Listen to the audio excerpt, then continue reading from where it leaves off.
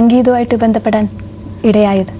എനിക്ക് സത്യം പറയണമെങ്കിൽ സംഗീതം ആദ്യകാലത്ത് ഇഷ്ടമല്ലായിരുന്നു. റേഡിയോയിൽ ഈ സരിഗമയെല്ലാം കേൾക്കുമ്പോൾ ഞാൻ ഓഫ് ചെയ്ത് വയ്ക്കുക. എൻ്റെ ചെറുതിൽ ലളിത സംഗീതം വളരെ ഇഷ്ടമായിരുന്നു, പാടുമായിരുന്നു.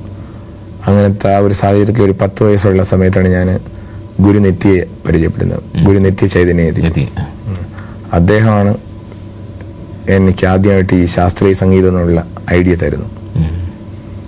അതും അപ്പോഴും എനിക്ക് അദ്ദേഹം പറയുമ്പോഴും എനിക്ക് അത്ര വലിയ എൻ്റെ ഏജിന് അനുസരിച്ചുള്ള ഒരു മെച്യൂരിറ്റി ഇല്ലാത്തതുകൊണ്ട് ഞാൻ അത്ര സീരിയസ് ആയിട്ട് എടുത്തില്ല. സംഗീതത്തെ കുറിച്ച് എന്താണ് പറഞ്ഞത് അങ്ങയോട്? അദ്ദേഹം പറയുന്നത് സംഗീതം പഠിക്കാതെ തന്നെ സംഗീതം പഠിച്ചതുപോലത്തെ ഒരു ഭാവമുണ്ട് പാടുന്നതിൽ. ആ സ്പിരിച്വാലിറ്റി ശബ്ദത്തിലും പാട്ടിലും ഉണ്ട്, ഭാവം. സോ അതുകൊണ്ട് സംഗീതം പഠിച്ചാൽ ഇനിയും മേൽക്ക് മേൽ പോകാൻ പറ്റും, ഒരു ത്യാഗരാജനെ പോലെയൊക്കെ വരണം എന്നുള്ള ഒരു ഐഡിയ തന്നു. ഏത് വയസ്സിലായിരുന്നു? 10 വയസ്സുള്ള സമയത്ത്. സാർ ഇത് തന്നെ തന്റെ ശിഷ്യഗണങ്ങൾക്കും പകർന്നു കൊടുക്കാനാണ് ഉദ്ദേശിക്കുന്നത്? അതാണ് ശ്രമിച്ചുകൊണ്ടിരിക്കുന്നത്. അതിനുശേഷമാണ് പിന്നീട് അക്കാദമിയിൽ വരുന്ന പഠിക്കുകയൊക്കെ ഉണ്ടായത്. പിന്നെ പഠിക്കാൻ തുടങ്ങി. എങ്കിലും വളരെ സീരിയസ് അല്ലായിരുന്നു. ഓരോ വർഷവും ഗുരു, എൻ്റെ ജന്മദേശം വർക്കലയാണ്. വർക്കല ഗുരു വരാറുണ്ട്. അവിടെ കൺവെൻഷൻ നടക്കുന്ന സമയത്ത് വരുമ്പോൾ എൻ്റെ അടുത്ത് ചോദിക്കും, നീ പഠിക്കാൻ തുടങ്ങിയെന്ന് ചോദിക്കും. ഇല്ലെന്ന് പറയുമ്പോഴത്തേക്ക് ഒരു വിഷമമാണ്. പിന്നെ പഠിക്കാൻ തുടങ്ങിയെന്ന് പറയുമ്പോൾ സന്തോഷമുണ്ട്. പക്ഷെ എനിക്ക് അപ്പോഴും ഞാൻ സീരിയസ് അല്ല, ലളിത സംഗീതമായിരുന്നു ഇഷ്ടം.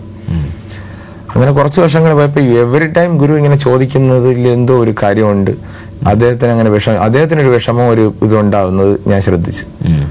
ശരി, അദ്ദേഹത്തിന് വേണ്ടി പഠിക്കാമെന്ന് വിചാരിച്ചിട്ട് പിന്നെ കുറച്ച് സീരിയസ് ആയി സത്യസന്ധമായിട്ട് അതിലേക്ക് ഇറങ്ങി തിരിച്ചതിന് ശേഷമാണ് മനസ്സിലാവുന്നത് ഇതൊരു സാഗരം പോലെയാണ്, ഇതിൽ കിട്ടുന്ന അനുഭൂതി ഒന്നിലും ഇല്ല എന്നുള്ളത് മനസ്സിലാവുന്നു. da da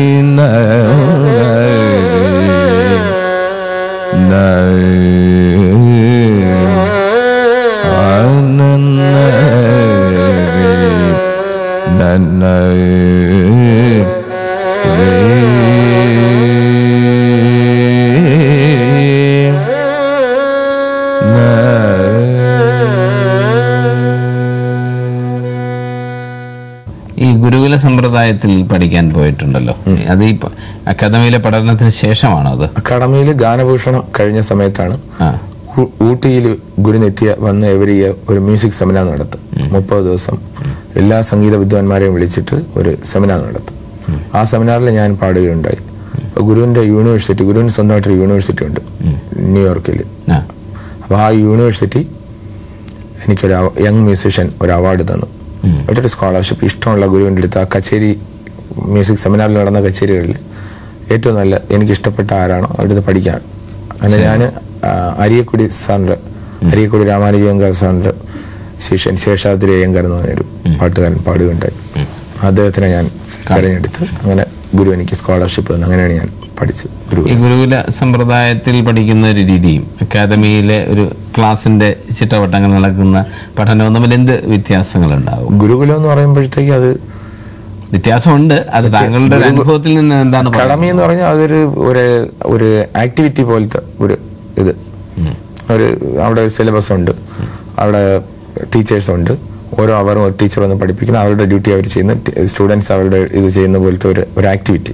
പക്ഷെ ഗുരുകുല സമ്പ്രദായം എന്ന് പറയുമ്പോൾ ഇനിയും കുറച്ചുകൂടെ നമുക്ക് എന്താണ് ഒരു ഗുരു, എന്താണ്, എന്തൊക്കെ കാര്യങ്ങൾ നമ്മൾ അനുഷ്ഠിക്കാനുണ്ട്, എങ്ങനെയൊക്കെ സാധകം ചെയ്യണം, അവരെ ഏതൊക്കെ രീതിയിൽ അവർ പോയി വന്നിരിക്കുന്നു എന്നൊക്കെയുള്ള കാര്യം ഗുരുകുല സമ്പ്രദായത്തിൽ പോയാൽ കുറച്ച് മനസ്സിലാക്കാൻ പറ്റും. സാർ, പക്ഷേ അക്കാഡമി സമ്പ്രദായമാണ് സാറിന്റെ സ്കൂളിൽ അക്കാഡമി സമ്പ്രദായം, അതൊരു സിലബസ് അക്കാഡമിയെ ഫോളോ ചെയ്യുന്നത്. ബട്ട് ഞാനും ഗുരുകുല സമ്പ്രദായത്തിൽ പോകണമെന്നുള്ള ആശയമാണ് എനിക്കും. എന്റെ സ്റ്റുഡൻസും അങ്ങനെ ഫോളോ ചെയ്യുന്നതാണ് എനിക്കിഷ്ടം. ഈ ഗുരുകുല സമ്പ്രദായത്തിൽ ശരിക്കും പറഞ്ഞാൽ ഒരു ശിഷ്യനും ഗുരുവും തമ്മിലുള്ളൊരു ബന്ധം, അവരുടെ ശരിക്കും അവരുടെ തമ്മിലൊരു ഡിവോഷൻ അതിനകത്ത് കൂടുതൽ ഈ അക്കാദമിയെക്കാട്ടൊക്കെ തീർച്ചയായിട്ടും വരും. അത് സംഗീതത്തിന് ഒരു അനിവാര്യമായിട്ടുള്ളൊരു ഘടകമാണെന്ന് തോന്നുന്നു. അങ്ങനെയല്ല അഭിപ്രായം? ഞാനത് ഊട്ടി ഗുരുകുലത്തിലെ അന്തേവാസി കൂടെ ആയിരുന്നു. കുറെ കാലങ്ങൾ ഗുരുനെറ്റിയുടെ കൂടെ എല്ലാ സ്ഥലത്തും പോകും. അപ്പൊ അങ്ങനെ കുറെ സാഹചര്യങ്ങളൊക്കെ കിട്ടും പാടാനൊക്കെ. എവറിഡേ അവിടെ പ്രെയർ ഉണ്ട്, പ്രെയറിന് മുമ്പിൽ എന്റെ പാട്ട് കാണും. അത് കഴിഞ്ഞിട്ട് ഗുരു ക്ലാസ് എടുത്തതിന് ശേഷം പിന്നെ എന്നെ പാടാൻ പറയും. അപ്പൊ കുറച്ച് സ്പിരിച്വൽ, ഈ സംഗീതവും ഈ സ്പിരിച്വാലിറ്റിയും എങ്ങനെ കോർത്തിണക്കണമെന്നുള്ള ചില ടെക്നിക്സ് ഒക്കെ അവിടെ നിന്ന് കിട്ടി. ചില വർക്ക്ഷോപ്സ് ഒക്കെ നടക്കും. വലിയ വലിയ ആർട്ടിസ്റ്റുകളൊക്കെ പെയിന്റിങ് ചെയ്യും. പെയിന്റിങ് ചെയ്യുമ്പോൾ പെട്ടെന്ന് ഗുരു പറയും, ഓക്കെ ഹംസത്തിന് രാഗം പാടാൻ പറയും. ഇപ്പം എല്ലാവരും മെഡിറ്റേറ്റ് ചെയ്യും. എന്നിട്ട് ഹംസത്തിന് രാഗത്തിന്റെ പിക്ചർ വരയ്ക്കാനൊക്കെ ആർട്ടിസ്റ്റുകളെ ട്രൈ ചെയ്യും. ഇങ്ങനെയൊക്കെയുള്ള ചില സിറ്റുവേഷൻസ് ഒക്കെ ഉണ്ട്. അതൊക്കെ കുറച്ച് ആശ്ചര്യകരവും